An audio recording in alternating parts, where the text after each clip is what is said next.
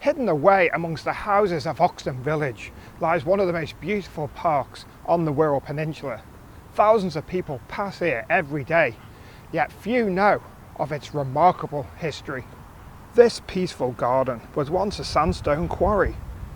Roman treasure has been discovered here, and even its name comes from a Viking.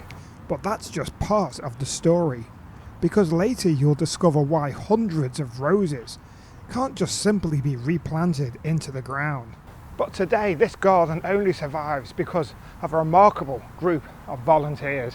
This is Arno Gardens, a former rose garden covering several acres in the heart of Oxton. But despite how peaceful it feels today, this landscape wasn't created by nature. In fact, if you know where to look, there are still clues all around the park that reveal exactly what stood here before. These dramatic sandstone cliffs are the clue. Long before this became a public park, this was a working quarry, owned by the Earl of Shrewsbury. The stone helped build parts of Victorian Oxton, but quarrying wasn't the only surprise hidden underground here. And then came a remarkable discovery. In 1934, quarrymen found a hoard of Roman coins buried beneath the hill. Most of them crumbled away, but many of them survived, dating back for 1800 years. Now imagine finding that. And that's not the oldest mystery connected with this place. Most people assume the Arno was named after the famous river in Italy, but historians think something very different.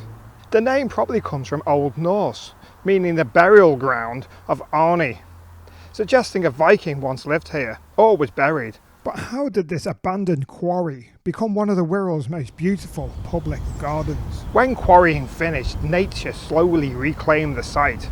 It became an informal playground. Then in 1910, something else remarkable happened. The Earl of Shrewsbury gave the entire site to Birkenhead Corporation, free of charge, on one condition. It had to remain a public park. And 2 years later, Arno Recreation Ground officially opened. But creating the gardens was only the beginning. Keeping them alive is another story altogether. The formal rose garden came slightly later. Today it contains 42 separate beds, making it one of the largest public rose gardens in the northwest of England, or possibly entirety of England.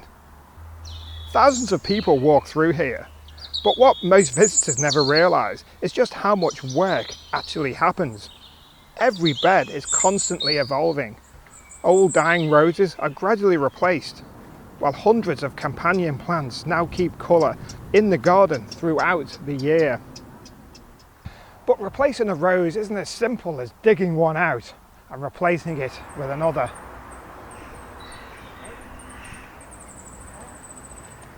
Old rose bushes leave behind what gardeners called rose sickness. New roses often fail in the same soil. So each new plant is given fresh soil inside a cardboard box, protecting its roots until it's strong enough to survive on its own. None of this is paid for by the council. Well, the council maintain the grounds, mow the grass with the heavy machinery. But every rose, every perennial, every improvement comes from money raised by the friends of the Arno.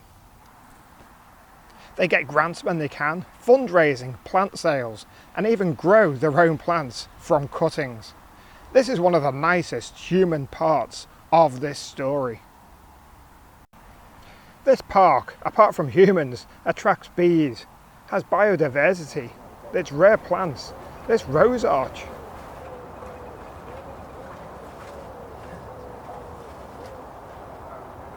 Now this mature horse chestnut was planted when the garden opened.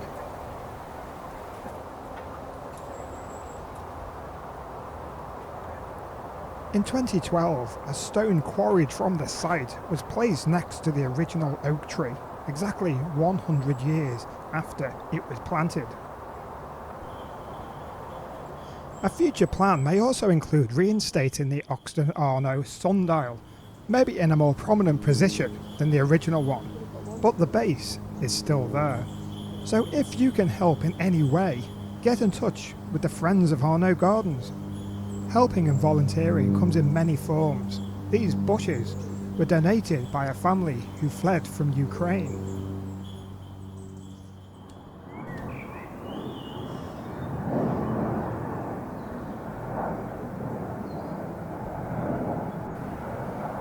It's easy to walk through somewhere like this and simply admire the flowers, but once you've met the people behind them, you realise this isn't just a park.